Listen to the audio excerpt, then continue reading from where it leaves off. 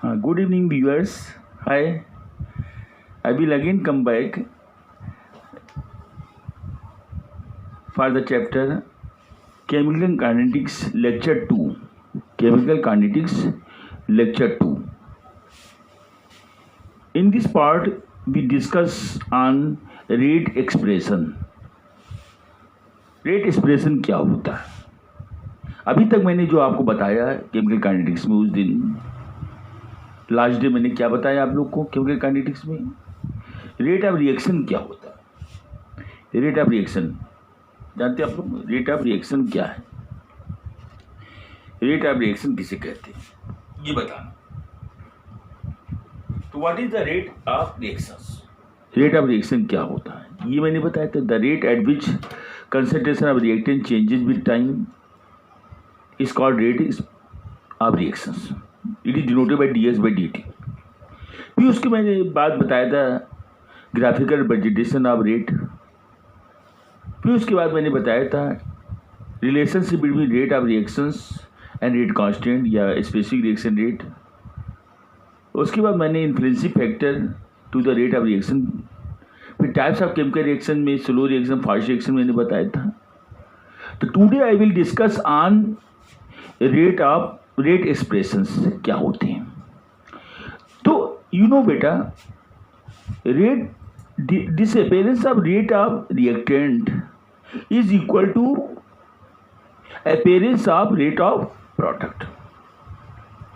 अगर रिएक्टेंट हमारा डिसअपियर होगा, रिएक्टेंट हमारा डिसअपियर होगा, तभी हमारा प्रोडक्ट क्या होगा बेटा? अपीयर होगा। Is it clear? Rate of reactant जब डिसअपियर होगा तब रेट ऑफ प्रोडक्ट हमारा अपीयर होगा। भाई जैसे आइस है, आइस टू वाटर कन्वर्ट करना, तो आइस का कंसंट्रेशन जब डिक्रीज करेगा तभी तो वाटर का फॉर्मेशन होगा बेटा। Is it clear? मतलब rate of disappearance of reactant is equal to rate of formation of product. जैसे आइस की केस में rate of disappearance of ice is equal to rate of appearance of ice. तो disappearance मतलब loss हो जाना। Loss is shown by sign minus. Minus means loss होना। And gain product form हो रहा है, बढ़ रहा है, तो gain is denoted by positive sign. Positive sign indicate the increase, negative sign indicate the decrease. जैसे मैं एक्सप्रेशन ले रहा हूं आपके सामने, जैसे आइस बेटा है, आइस जब मेल्ट करेगा तो वाटर का फॉर्मेशन करेगा, और वाटर जब फ्रीज करेगा तो आइस का फॉर्मेशन करेगा। तो in forward direction rate of disappearance of ice is equal to rate of appearance of water. This is called rate expression. अगर रेट एक्सप्रेशन लिखने के लिए आएगा तो क्या करेंगे बेटा आप? तो minus disappearance is shown by minus d ice, इसका रेट निकाल लीजिए आइस का, डी टी, मतलब rate is equal to rate of disappearance of ice equal to rate of appearance of water H2O upon dt.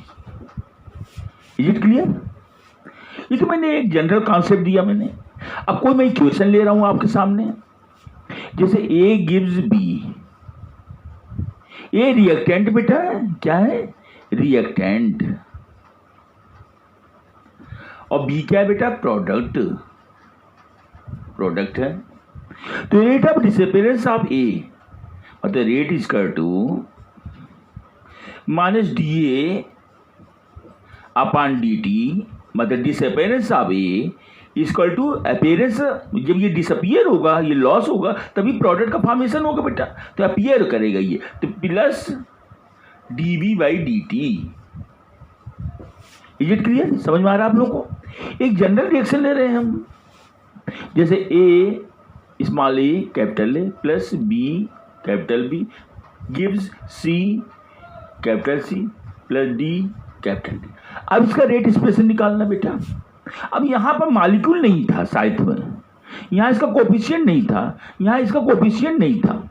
मैं यहाँ पर क्या बेटा है, इससे हट के दूसरा हमने एग्जाम्पल जो लिया, यहाँ साइड में क्या है, ए का रिएक्टेंट का कोफिशिएंट स्मॉल ए है, बी का स्मॉल बी है, सी का स्मॉल सी है, कैपिटल डी का स्मॉल डी। ये कोफिशिएंट मॉलिक्यूल बेटा है। इस केस में रेट एक्सप्रेशन कैसे निकालती हैं? जब रेट लिखेंगे इस केस में तो मॉलिक्यूल क्या हो जाएगा, goes in denominator, molecule goes in denominator.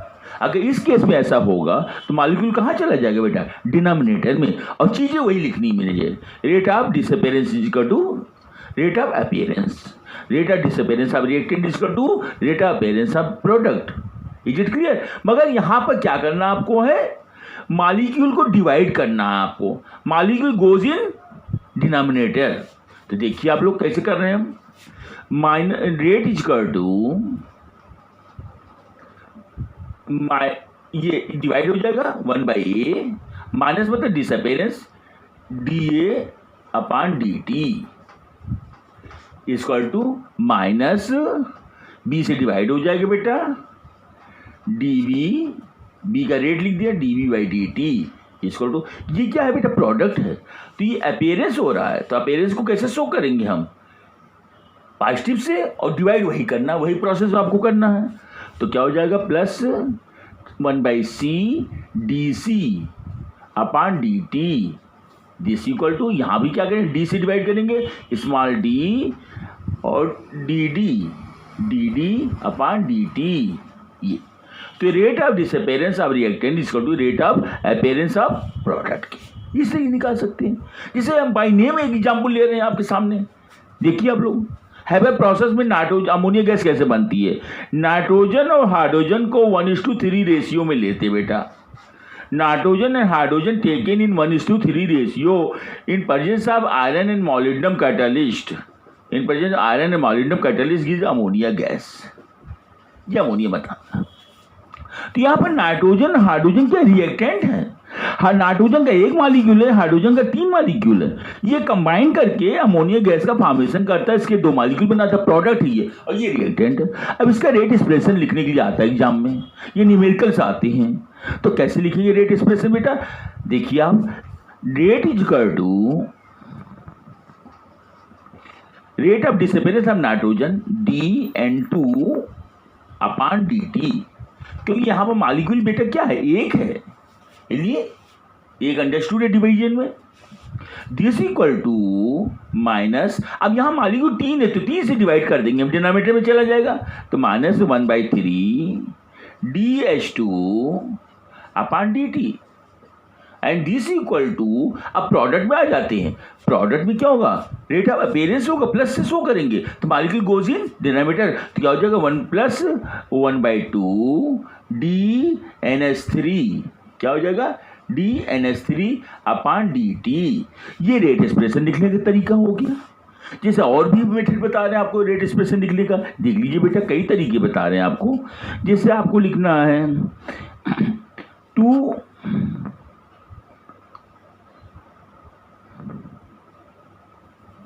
3O2 gives 2O3, 3 molecule oxygen का क्या देता है, 2 मॉलिक्यूल ऑफ ओजोन देता है बेटा। 3 मॉलिक्यूल ऑफ ऑक्सीजन क्या देता है, it gives 2 molecule of ozone. This is the reactant, this is the product. अब इसका रेट एक्सप्रेशन लिखना है, देखिए कैसे लिखते हैं बेटा। 3 मॉलिक्यूल जो होगा गोज इन डिनोमिनेटर, तो रेट इज इक्वल टू क्या हो जाएगा रिएक्शन का, minus 1/3 DO2 upon dt equal to, ये पॉजिटिव होगा बेटा, प्रोडक्ट है ना, plus 1/2 DO3 upon dt, ozone का रेट हो गया। अब समझ में आ गया। इस तरीके से हम रेट एक्सप्रेशन हम लिख सकते हैं। We can write rate expression every chemical, आप एवरी केमिकल रिएक्शन, किसी भी केमिकल रिएक्शन का आपको रेट एक्सप्रेशन लिखने के लिए आता है तो आराम से आप देख सकते हैं। जैसे एक और दे रहे हैं, देखिए आप लोग,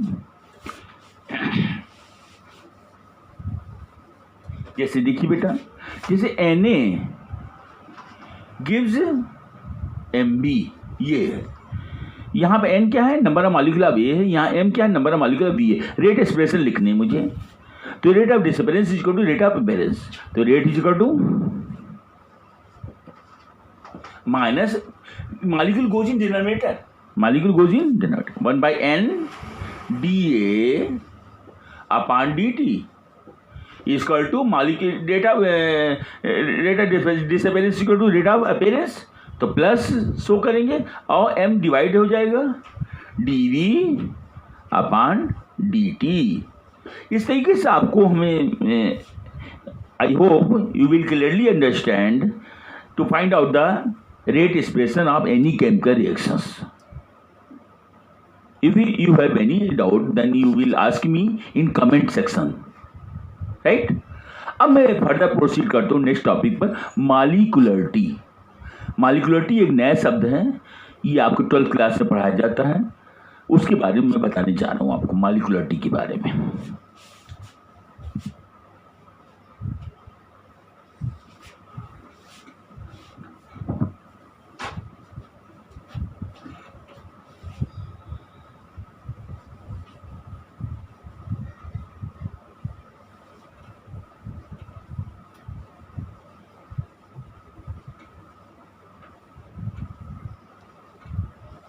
मॉलिक्यूलरिटी, मॉलिक्यूलरिटी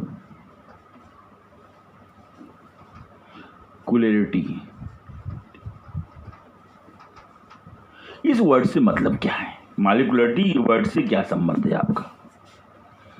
पहले इसको समझ लीजिए आप, clearly understand. I introduce you molecularity. Total minimum number of molecule, total minimum number of molecule take part in chemical reaction is called molecularity. मतलब जितने मॉलिक्यूल केमिकल रिएक्शन में भाग लेते हैं वही क्या होती है? मॉलिक्यूलरिटी कहलाती है. एक मॉलिक्यूल टेक पार्ट कर रहा है तो मॉलिक्यूलरिटी 1 हो जाएगी, उसे यूनिमॉलिक्यूलर रिएक्शन कहते हैं. और 2 मॉलिक्यूल टेक पार्ट करेंगे केमिकल रिएक्शन में तो मॉलिक्यूलरिटी क्या हो जाएगी? 2 हो जाएगी, उसे बाइमॉलिक्यूलर रिएक्शन कहते हैं. और 3 मॉलिक्यूल केमिकल रिएक्शन में टेक पार्ट करते हैं तो उसकी मॉलिक्यूलरिटी 3 हो जाएगी, उसे ट्राइमॉलिक्यूलर रिएक्शन कहते हैं. 4 मॉलिक्यूल टेक पार्ट करते हैं तो उसे टेट्रामॉलिक्यूलर रिएक्शन कहते हैं. इसे एंड सो ऑन कह सकते हैं. एन मॉलिक्यूल टेक पार्ट करते हैं, एनथ मॉलिक्यूलर रिएक्शन कहेंगे उससे बेटा. इसका मतलब मॉलिक्यूलरिटी क्या होता है? Total minimum number of molecule take part in chemical reaction is called molecularity of the reaction.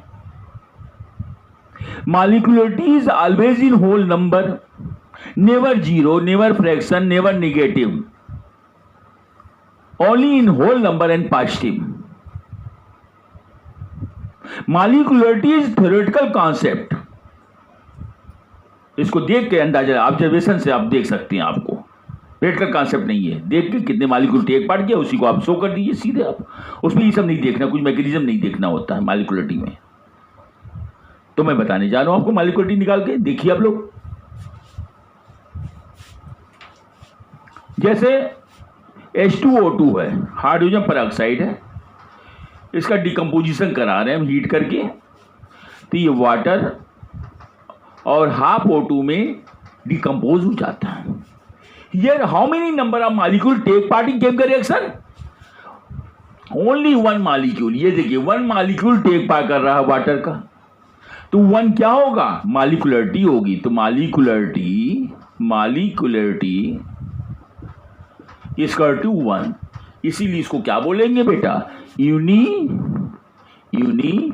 Molecular reaction. Unimolecular reaction.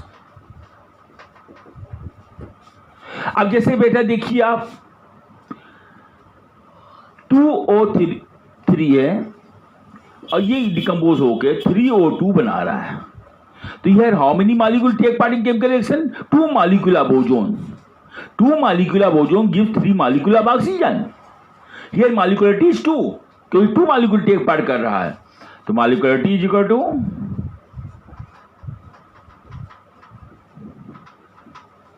इसको 2.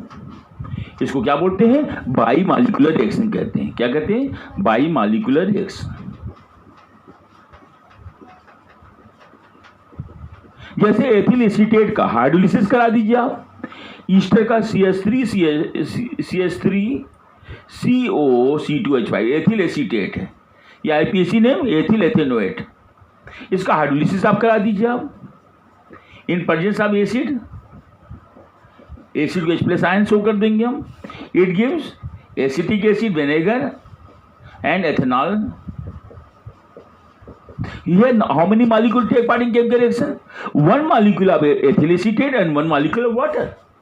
One molecule of ethyl acetate and one molecule of water. So molecularity is equal to equal to 1 plus 1 is equal to 2. It is also a bimolecular reaction.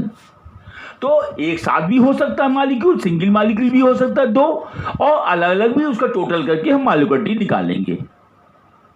Are you clearly understand? Next देखिए topic का ये इसी में और example ले रहे हैं. जैसे 2CO कार्बन मोनोऑक्साइड है, 2CO प्लस O2, तो क्या हो जाएगा बेटा? 2CO2. कार्बन मोनोऑक्साइड ऑक्सीजन से कंबाइन करेगा तो क्या बनाएगा? 2CO2. तो ये molecularity is 2 molecule of CO carbon monoxide and 1 molecule of O2. Total मिलके कितना? 3 हो गया बेटा. तो molecularity is 3 and it is called trimolecular reaction. तो molecularity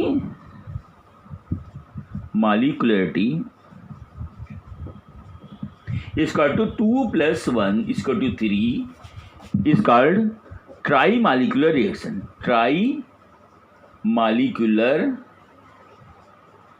reaction. Is it clear? समझ में आ रहा है सबको बेटा? और देखिए आप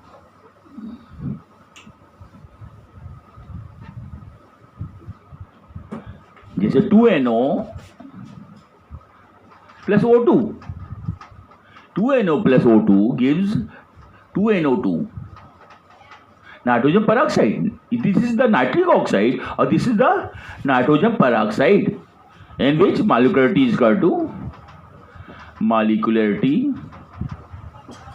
is equal to 2 plus 1 is equal to 3. तो molecularity is always in whole number, positive, never zero, never negative, never in fraction. इसी को molecularity कहते हैं. तो molecularity मतलब क्या होता है बेटा? Again I will explain you. Total minimum number of molecule take part in chemical reactions is called molecularity. It may be 1, 2, 3, 4 and so on. When molecularity is 1, it's called unimolecular reaction. When molecularity is 2, it's called bimolecular reaction. When molecularity is 3, it's called trimolecular reaction and so on. इस तरीके मैं कह सकता हूँ आपको. इसके बाद मैं नेक्स्ट टॉपिक ले रहा हूँ ऑर्डर ऑफ केमिकल रिएक्शंस. इसके बारे में बताने जा रहा हूँ आपको. देखिए आप लोग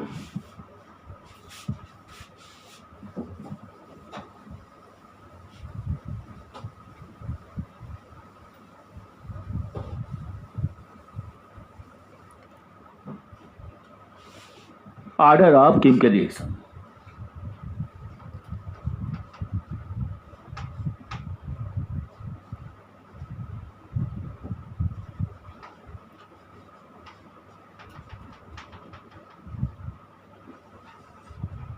ऑर्डर ऑफ केमिकल रिएक्शन क्या होता है, क्या इसके बारे में बता रहा हूं आपको. देखिए आप लोग ऑर्डर ऑफ केमिकल रिएक्शन क्या होता है. मॉलिक्युलरिटी मैंने अभी बताई आपको, वो थ्योरेटिकल कॉन्सेप्ट था, but order is a experimental concept. तो क्या होता है order? I will define you. Order total minimum number of molecule, total minimum number of molecule take part in chemical reaction whose concentration alter as a result of chemical change and influence the rate of reaction. Such molecule determine the order of reaction. Is it clear? Total minimum number molecule take part in chemical reaction whose concentration alter, change होता है, alter as a result of chemical change and influence the, affect the rate of chemical reaction.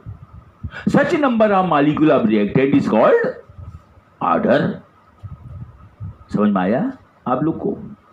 मतलब कोई chemical reaction अगर हो रहा है तो जिन molecule की कंसंट्रेशन चेंज की वजह से रेट ऑफ रिएक्शन अफेक्टेड है, रेट ऑफ रिएक्शन हमारा प्रभावित हो रहा है, वही मॉलिक्यूल हमारा क्या करेगा, डिटरमाइन करेगा, वही डिक्लेयर करेगा ऑर्डर ऑफ रिएक्शन को।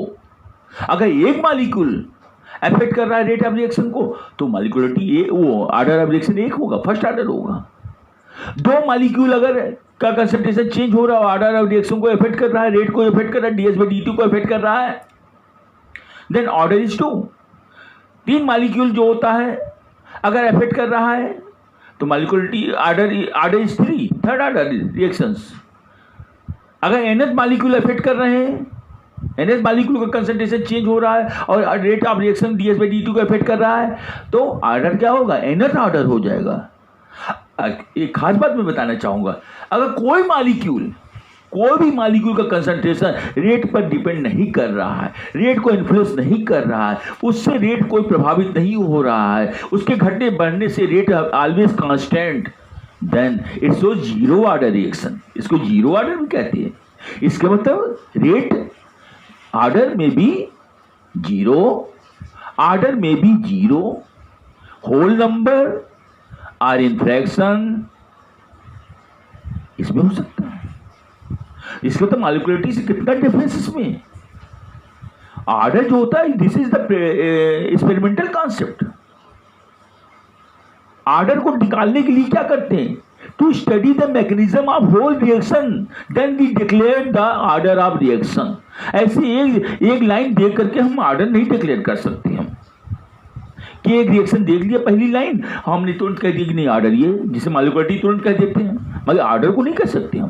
पूरी रिएक्शन की स्टडी करना पड़ेगा आपको, to study the whole chemical reaction then finally decide the order, कि कितने मॉलिक्यूल का कंसंट्रेशन रेट ऑफ रिएक्शन को अफेक्ट कर रहा है। यू नो बेटा, water is a universal solvent in whole universe. Water is a universal solvent in whole universe. Its concentration never change. चाहे India का वाटर हो, चाहे अमेरिका का वाटर हो, चाहे स्विट्जरलैंड का वाटर हो, चाहे पाकिस्तान का वाटर हो, वाटर का कंसंट्रेशन कभी चेंज नहीं होता है, because formula of water is H2O. It is made from 1:8 ratio of hydrogen and oxygen. 1:8 ratio हमेशा कांस्टेंट रहेगा, कांस्टेंट प्रोपोर्शन रहेगा हमेशा, ये कभी बदलेगा नहीं। इसलिए जब बदलेगा नहीं तो इसका कंसंट्रेशन भी कभी नहीं बदल सकता। इसलिए वाटर का कंसंट्रेशन जो है कभी भी इफेक्ट नहीं करेगा रेट ऑफ रिएक्शन को। इसलिए जो भी एक्सपेरिमेंट हम लोग करते हैं केमिस्ट्री लैब में वो वाटर में ही करते हैं, क्योंकि वाटर का कंसंट्रेशन इफेक्ट नहीं करता।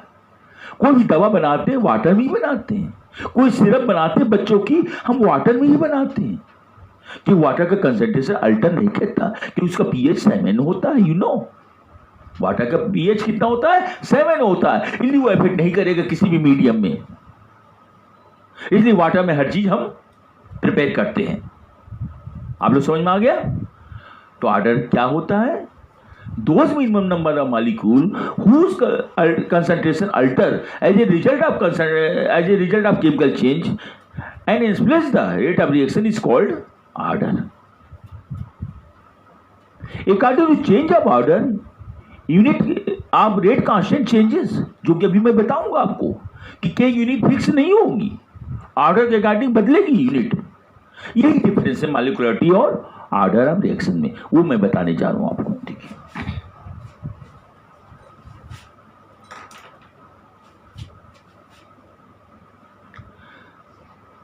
Na plus Mb gives product.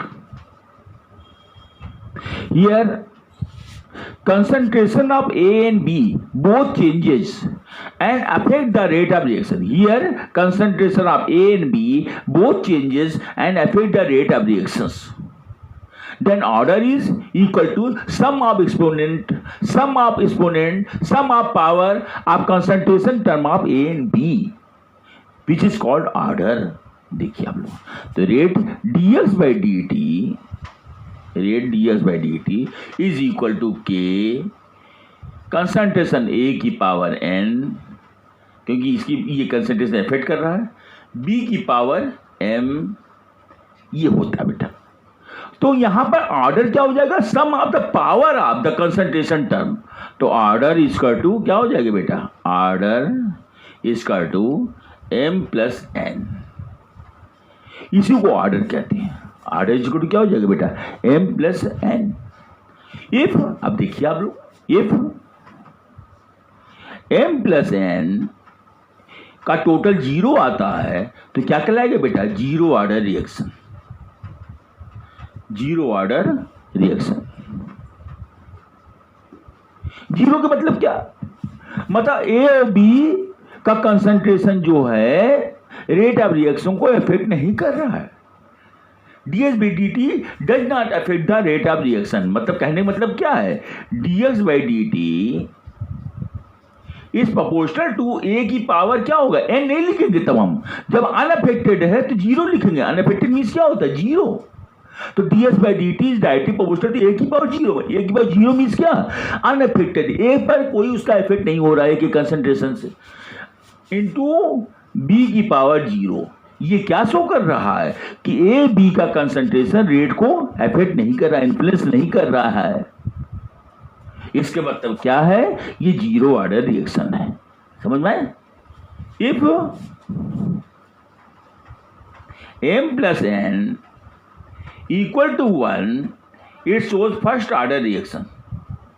First order reaction, then ds by dt is directly proportional to a की पावर 1 and b की पावर 0। समझ में आया बेटा? यहां पर फर्स्ट ऑर्डर मैंने क्यों कहा, जब दोनों पावर का सम 1 हो। 1 किस केस में हो सकता है, केवल एक मॉलिक्यूल कि n की जगह 1 लिख देंगे हम, या b की जगह 1 लिख दीजिए, किसी जगह आप लिख दीजिए। एक का जो मॉलिक्यूल 1 है और बी का जो है मॉलिक्यूल जो होता है वो उसका कंसंट्रेशन चेंज नहीं हो रहा है, do not affect the rate of reaction. केवल ए का एक मॉलिक्यूल जो होता है वो रेट ऑफ रिएक्शन को अफेक्ट कर रहा है, बी का मॉलिक्यूल अफेक्ट नहीं कर रहा है, इसलिए बी की पावर जीरो। अनअफेक्ट वाला जीरो लिखेंगे हम, अनअफेक्ट कर रहा है इसलिए बी की पावर जीरो। इसका मतलब ds by dt is depend upon only concentration change of one molecule of A and does not depend upon concentration of B. So it shows, सम करिए 1 प्लस 0 इज इक्वल टू 1। इसका मतलब ये क्या है, first order reaction है। समझ में आया? ठीक है, अब next, if m plus n equal to 2, इसका second order reaction. Second order reaction, अब सेकंड ऑर्डर कैसे होगा, मतलब ए का एक मॉलिक्यूल और बी का भी एक मॉलिक्यूल रेट ऑफ रिएक्शन को अफेक्ट कर रहा है, तब वो सेकंड ऑर्डर कराएगा। मतलब ds by dt is directly proportional to a की पावर 1 और b की पावर 1। तो 1 प्लस 1 इज इक्वल टू कितना हो जाएगा बेटा, 2। If m plus n is equal to 3, this is called third order reaction. Third order reaction, ds by dt is directly proportional to, अब किसी सपोज किया ए की मॉलिक्यूल 2 हैं अफेक्ट कर रहे हैं, बी के 1 है, या बी का 2 ले लीजिएगा, ए का 1 ले लीजिएगा, इस तरीके से। तो ए की पावर 2, जैसे 2CO plus O2 equal to 2CO2 example में आया कि नहीं, CO का 2 है और O2 का क्या एक मॉलिक्यूल है, उस केस में आप ये लिख सकते हैं आप, तो ए की पावर 2 इंटू बी की पावर 1, तो क्या हो गया, थर्ड ऑर्डर रिएक्शन हो गया। If and so on, if m plus n equal to n के, अगर m plus n equal to क्या है, n के है, तो उसे क्या बोलते हैं, nth ऑर्डर कहते हैं। क्या कहते हैं उसे, nth order reaction. nth order कैसे होगा बेटा, ds by dt is directly proportional to a की पावर n इंटू b की पावर 0, तो उसे क्या बोलेंगे हम, nth ऑर्डर रिएक्शन कहते हैं। समझ गया बेटा? अब मैं एक एक करके एग्जाम्पल ले रहा हूं, पहले जीरो ऑर्डर समझाऊंगा, first order, second order, third order के रेट कांस्टेंट भी निकालूंगा, उसकी यूनिट निकालेंगे हम कि रेट कांस्टेंट यूनिट कैसे वेरी करता है। जीरो ऑर्डर केस में रेट कास्टिंग यूनिट क्या होती है, फर्स्ट ऑर्डर केस में रेट कास्टिंग यूनिट क्या होती है, थर्ड ऑर्डर केस में रेट यूनिट क्या होती है, नेट ऑर्डर में क्या होती है, वो हम दिखाएंगे आपको कैसे वेरी कर रहा है। Rate of reaction unit fix होती है, मोल पर लीटर पर सेकंड होती है, मगर केक यूनिट वेरी करती है। कैसे वेरी करती है मैं दिखाने जा रहा हूं आपको एक एक करके, one by one.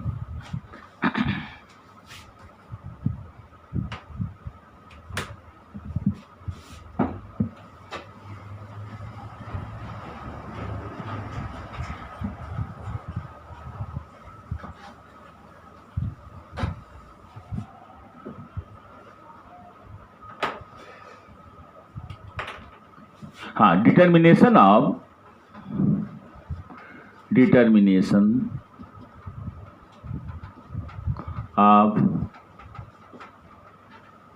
Unit for zero order, determination of unit for rate constant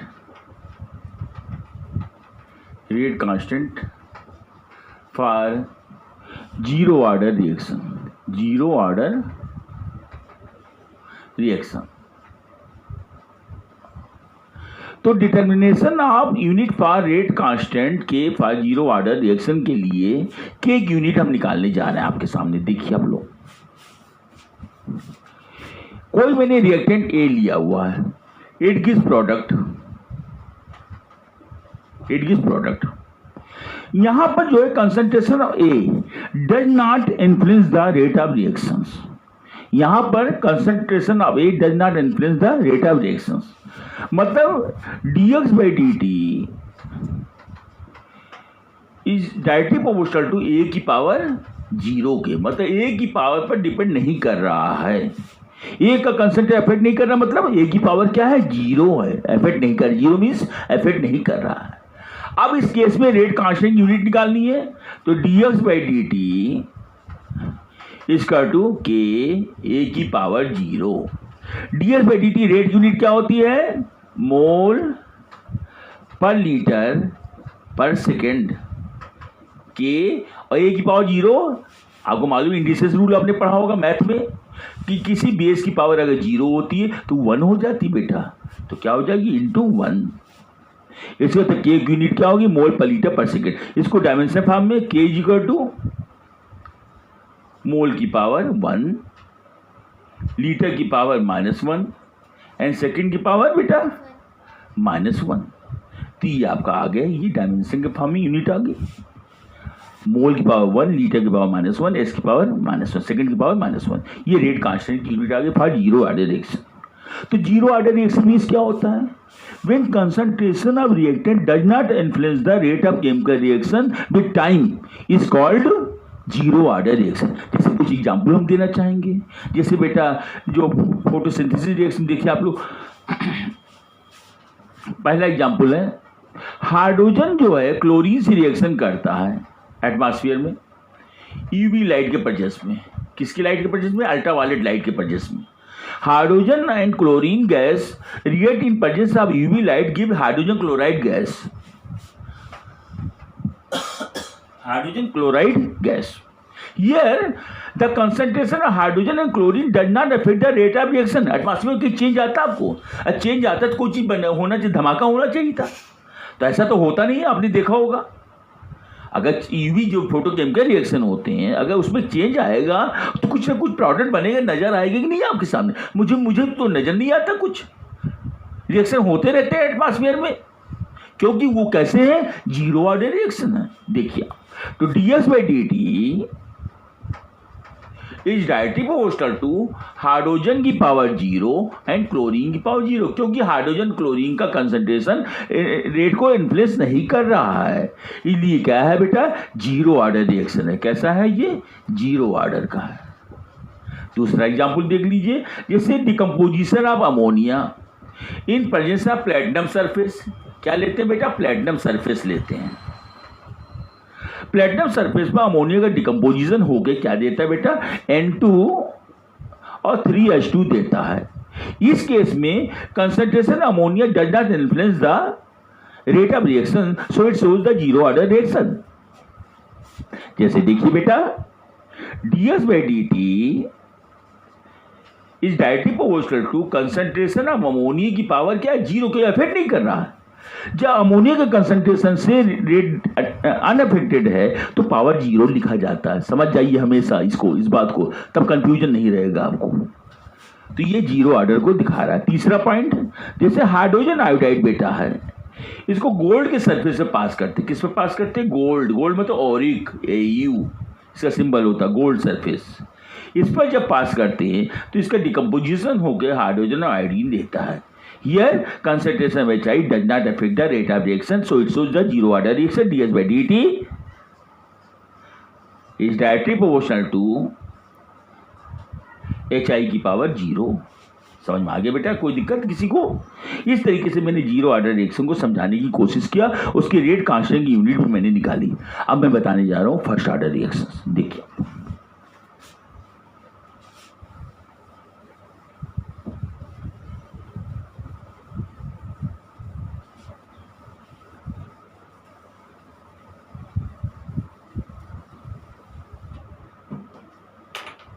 determination of unit for rate constant K for first order reaction.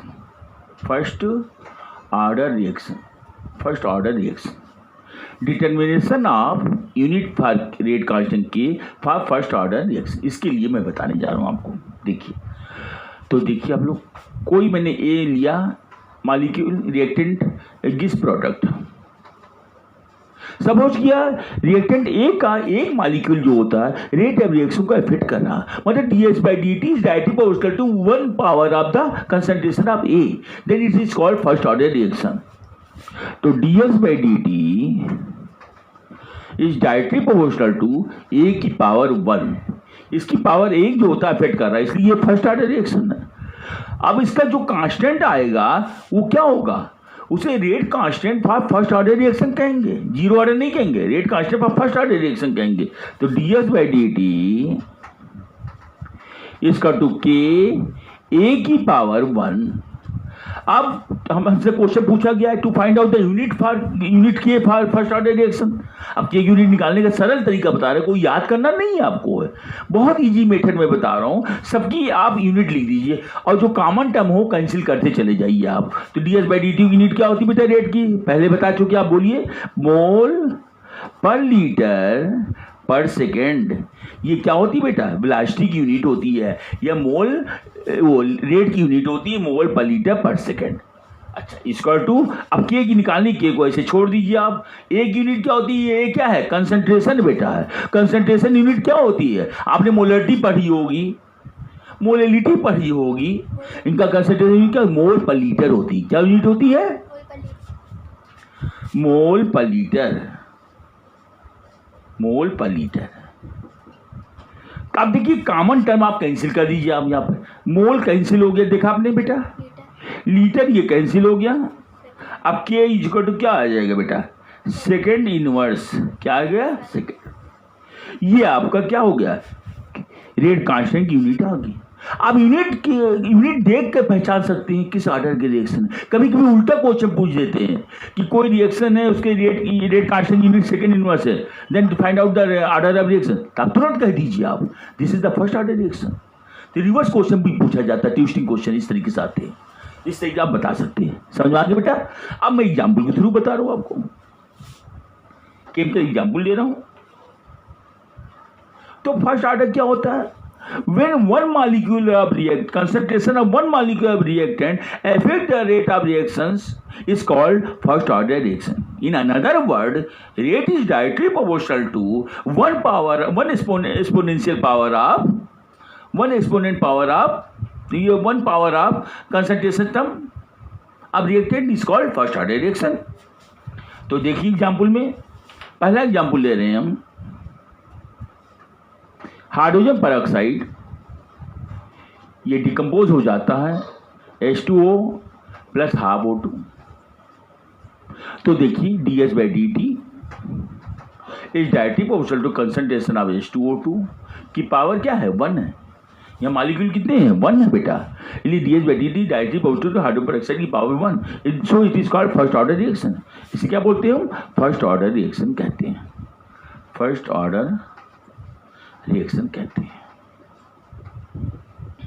जैसे दूसरा एग्जाम्पल ले लीजिए आप इसमें, जैसे बेटा N2O5 है, इसको डिकम्पोज कर रहे हैं तो क्या हो जाएगा बेटा? N2O4 प्लस हाफ O2, इसमें डिकम्पोज हो जाएगा N2O4 प्लस हाफ O2 में। या 2NO2 भी लिख सकते हो आप, हाइड्रोजन पेरोक्साइड भी लिख सकते हो N2O4 को, आप ऐसे भी कर सकते हैं। तो यहाँ पर क्या हो जाएगा? DH/dt, ये पेंटाऑक्साइड है nitrogen, directly proportional to N2O5 की power 1, so it is a first order reaction. तो फर्स्ट ऑर्डर रिएक्शन समझ में आ गया है। उसकी के की यूनिट भी मैंने बता दिया आपको, रेट कांस्टेंट की। हमें उम्मीद है आप लोग समझ रहे हैं क्लियरली। अब सेकंड ऑर्डर का ले रहे हैं एग्जाम्पल, देखिए आप लोग।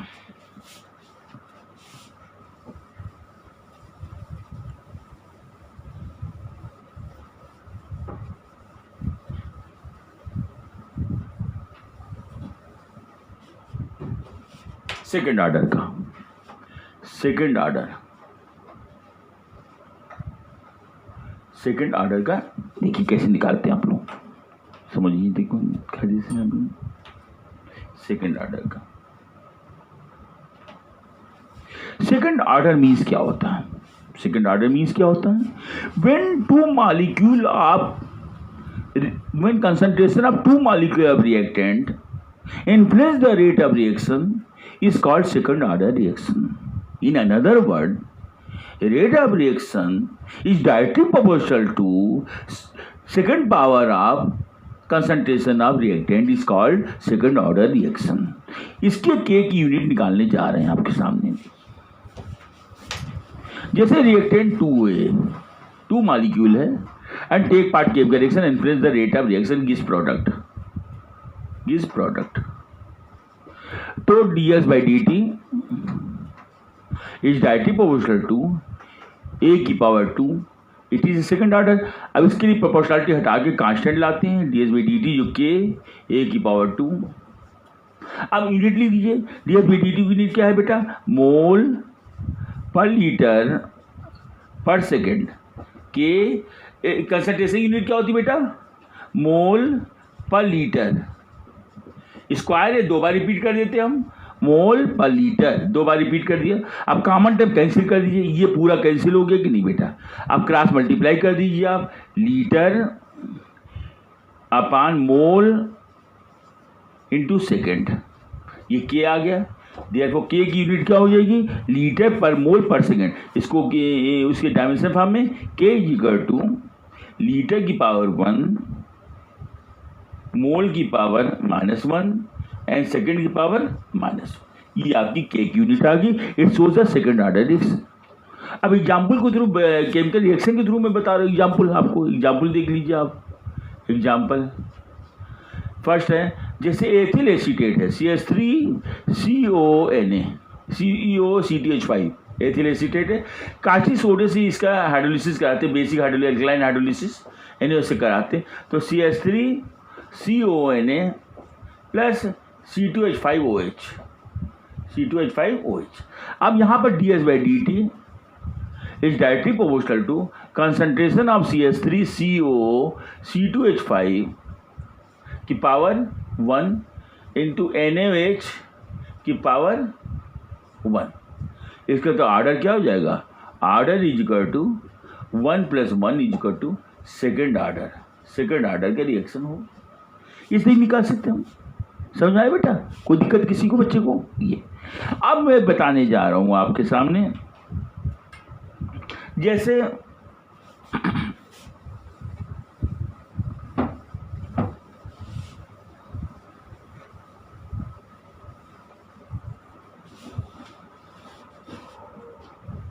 मैंने फर्स्ट ऑर्डर रिएक्शन मैंने बताया, this is a second order reaction हो गया।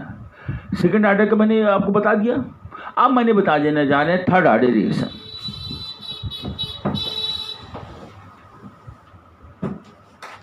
थर्ड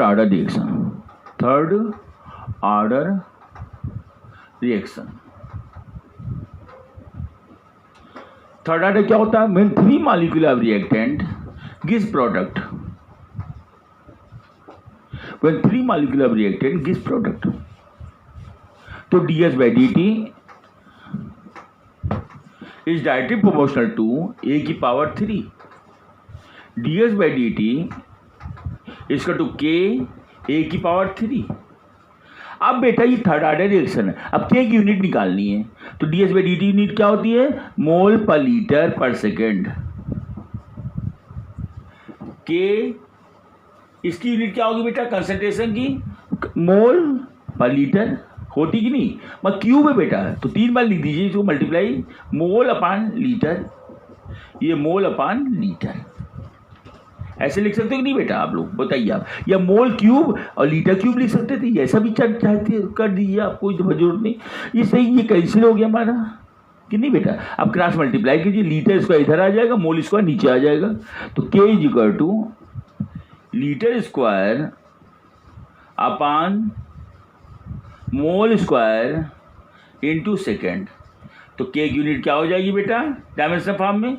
एल की पावर 2 मोल की पावर -2 सेकेंड की पावर -1. ये आपकी यूनिट आ गई. ये के, तो यूनिट दे के आप ऑर्डर निकाल सकते हैं. इसी तरीके से 4 ऑर्डर nth ऑर्डर किसी का भी आपको निकालने के लिए पूछा जाए तो आप आ सकते हैं. अब केमिकल रिएक्शन के थ्रू, जैसे कोई केमिकल रिएक्शन ले रहे हैं, जैसे 2CO + O2 गिव्स 2CO2, तो ये थर्ड ऑर्डर रिएक्शन है. तो यहाँ पर बेटा क्या हो जाएगा आप, तो ds by dt is directly proportional to CO की पावर 2 O2 की पावर 1. चलिए क्या हो जाएगा? 2 + 1 = 3. थर्ड ऑर्डर रिएक्शन हो गई नहीं बेटा? जैसे 2NO + O2 गिव्स 2NO2, तो ऑर्डर कितना? ds by dt is directly proportional to NO की पावर 2 इंटू O2 की पावर 1. तो order is equal to 2 + 1 = 3. Third order reaction. इसलिए थर्ड ऑर्डर का मैंने बनाया है. आप चाहें तो आप इन्हें ऑर्डर के लिखा से जितने भी ऑर्डर होते हैं उसका भी आप इस तरीके से, इस टेक्निक से आप सॉल्व कर सकते हैं इजीली बिल्कुल. अब मैं बताने जा रहा हूँ pseudo unimolecular reaction. Pseudo unimolecular reaction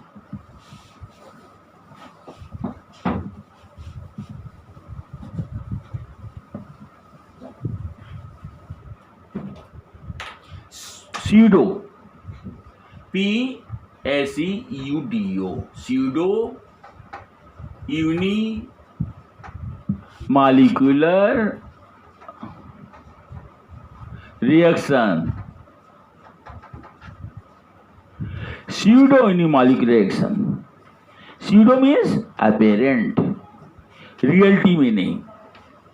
उसको इस मैकेनिज्म देखना पड़ेगा मुझे, to study the mechanism. Pseudo आभासी है, आभास किया जाए किसी चीज का, देखने में नजर नहीं आएगा, देखने में कुछ लगेगा, और जब स्टडी करेंगे, जब प्रैक्टिकली देखेंगे तो कुछ लगेगा, तो उसे स्यूडो कहते हैं. स्यूडो मीन्स क्या होता है? When molecularity of the chemical reaction is 2 but order of the chemical reaction is 1, then it is called pseudo unimolecular reaction. जब किसी केमिकल रिएक्शन का ऑर्डर 2 हो, जब किसी केमिकल रिएक्शन का मॉलिक्युलरिटी 2 हो और ऑर्डर 1 अपीयर हो, तो उसे क्या बोलते हैं हम? स्यूडो मॉलिक्यूलर लॉ कहते हैं. तो when molecularity of any chemical reaction is 2 but order of chemical reaction appear 1 is called pseudo molecular reaction. जैसे एग्जाम्पल में मैं बताने जा रहा हूं आपको, एथिल एसिड की हाइड्रोलिसिस कराने जा रहे हैं. देखिए CH3 CO C2H5 H2O in presence of acid gives acetic acid plus ethanol. In this reaction molecularity is equal to 1 + 1 is equal to 2, क्योंकि 1 मॉलिक्यूल एथिल एसिटेट है, 1 मॉलिक्यूल वाटर है, 2 है. मॉलिक्युलरिटी क्या रहता है? Total minimum number of molecule take part in chemical reaction का molecularity. Order of reaction is a practical concept, experimental concept. तो क्या हो जाएगा देखिए आप, एक्सपेरिमेंटल क्या लगेगा?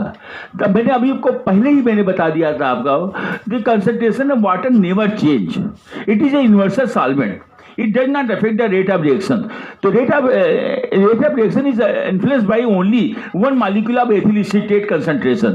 So it shows the first order reaction. So molecularity is 2 but order reaction is 1. It's called pseudo-molecular.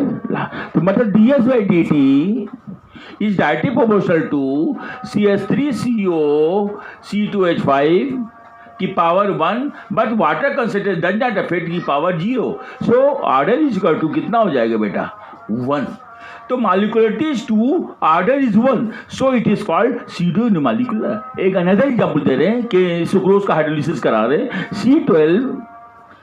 C12H22O11 H2O in presence of acid it get hydrolyzed into glucose and fructose C6H12O6 plus C6H12O6 glucose and fructose.